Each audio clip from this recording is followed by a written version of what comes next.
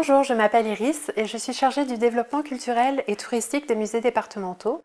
Cette année, au musée archéologique du Val d'Oise, du 17 octobre 2020 au 5 septembre 2021, nous accueillons une toute nouvelle exposition temporaire, Bling Bling les Gaulois, qui dépoussière l'image stéréotypée véhiculée par Astérix notamment sur les Gaulois.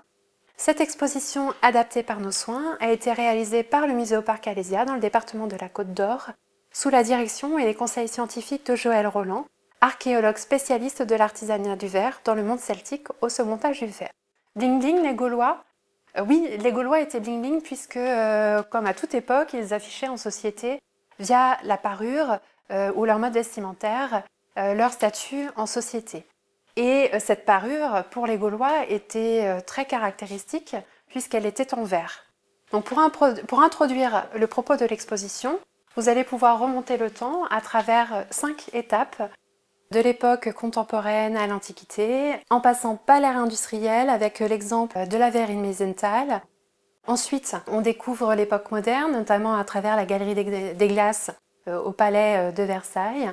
Et enfin, donc, le Moyen-Âge et la production des vitraux pour les églises et notamment les cathédrales. Justement, vous pouvez admirer ici un exemple de vitrail réalisé par l'École nationale supérieure des arts appliqués et des métiers d'art Olivier de Serres, dans le cadre d'une précédente exposition au musée archéologique du Val d'Oise en 2001.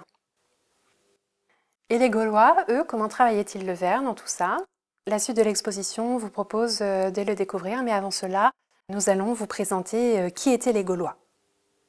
Les Gaulois, c'est une mosaïque de peuples qui se partagent le territoire, dont l'organisation politique et les relations avec le monde méditerranéen diffèrent.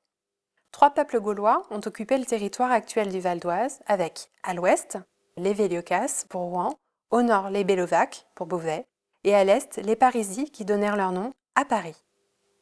Les découvertes archéologiques révèlent que la Gaule d'avant César n'était pas un territoire sauvage à l'écart de toute civilisation.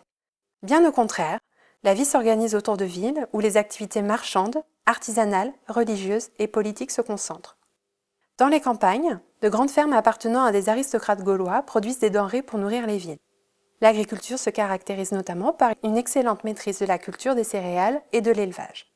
Quant à l'artisanat, les Gaulois excellent dans de nombreux domaines. Ils possèdent une incontestable supériorité dans le domaine de l'armement et de la charronnerie, mais de manière générale, ce sont aussi de remarquables charpentiers, menuisiers, potiers, tisserands ou vanniers. Mais il y a un artisanat dont les Gaulois sont les champions, toutes catégories confondues, c'est l'artisanat du verre. Le verre, pourquoi? C'est une matière exotique, colorée, sonore, bling bling, et qui va faire une entrée fracassante dans la parure chez les Gaulois au 5e siècle avant notre ère. Et avec ce matériau, ils vont fabriquer un objet tout nouveau qu'aucun autre peuple du monde méditerranéen ne va fabriquer, puisque les autres fabriquaient des perles et les Gaulois, de ces perles, vont fabriquer des bracelets. Donc l'artisanat du verre est en quelque sorte l'un des rares à se consacrer uniquement à la fabrication de bijoux dans le monde celtique. Pour cela, pour fabriquer du verre, la recette est simple, il faut 3 ingrédients, à commencer par un vitrifiant, la silice, que l'on trouve dans le sable et qui constitue à 70% la recette de notre matériau, à laquelle il faut ajouter un fondant, la soude, qui permet d'abaisser le point de fusion du sable et de passer donc, le sable de l'état solide à l'état liquide. Ainsi qu'un stabilisant, la chaux ou le calcaire, présent naturellement dans certains sables et qui rend le verre plus résistant. À cela, on y ajoute des colorants ou des décolorants. Le principal colorant utilisé par les Gaulois dans le verre sera justement le cobalt, qui va donner cette fameuse couleur bleue au bracelet celtique, caractéristique chez les Gaulois. Ils peuvent également utiliser du manganèse ou des décolorants comme l'antimoine, qui va permettre vraiment d'obtenir un verre neutre, puisque le verre naturellement est de couleur verdâtre. Mais les Gaulois ne fabriquent pas leur propre verre. Le verre brut est produit au Proche-Orient et transformé en objet en Gaule. Le transport du matériau entre Orient et Occident se fait par bateau, dont certains ont fait naufrage en Méditerranée. Ces blocs de verre brut ont été découverts dans une épave au large d'Ajaccio, en Corse. Près de 550 kg de verre ont été remontés à la surface par les archéologues. Donc avec le verre, les Gaulois commencent par produire des perles comme leurs voisins grecs, romains ou égyptiens. Les plus courantes et les premières sont plutôt de petite taille, bleues et sans décor, Certaines sont ornées de filets de verre jaune ou blanc, de spirales ou d'yeux. Ces derniers ont peut-être comme aujourd'hui une fonction protectrice. Au 5e siècle avant notre ère, les Gaulois inventent un tout nouvel objet, le bracelet qu'aucun autre peuple du monde méditerranéen ne fabrique alors, et petit à petit, un catalogue de formes se décline. Au 3e siècle, le style est au décor végétal, on parle alors de bracelets à décor de bourgeons.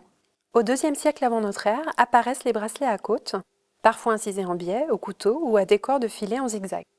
Au cours du 1er siècle avant notre ère, les bracelets sont plus simples, probablement parce qu'ils se généralisent dans la société. Simple comme un bracelet gaulois? Pour répondre à cette question, archéologues et artisans verriers contemporains travaillent main dans la main depuis plusieurs années pour reproduire à l'identique ces bracelets. Au premier abord, ils semblent plutôt faciles à réaliser, mais en réalité, c'est un tout autre défi qui attendait ces artisans verriers. En effet, ils sont fabriqués à partir de verre filé d'un seul tenant et sans aucune soudure apparente. Pour les verriers contemporains, habitués à souffler le verre et non à le filer, retrouver la technique de fabrication de ces bracelets a été un véritable casse-tête. Pour trouver, ils ont regardé ailleurs, sur d'autres continents, si encore aujourd'hui des artisans produisaient de tels bracelets. Ainsi, il faut se rendre en Inde, au Népal, en Palestine ou au Nigeria pour trouver des anneaux en verre sans soudure apparente. Dans ces ateliers, les bijoux sont toujours fabriqués avec le même principe. Le verrier produit une perle, puis l'élargit progressivement à l'aide d'outils en fer.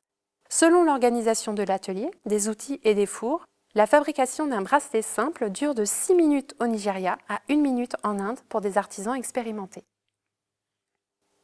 D'après les traces techniques retrouvées sur les bracelets gaulois, et en comparaison avec celles observées sur les pièces reproduites en expérimentation, on peut imaginer aujourd'hui que les bracelets gaulois étaient réalisés sur le même principe que les bracelets népalais d'aujourd'hui ou les bracelets nigérians que l'on peut observer ici.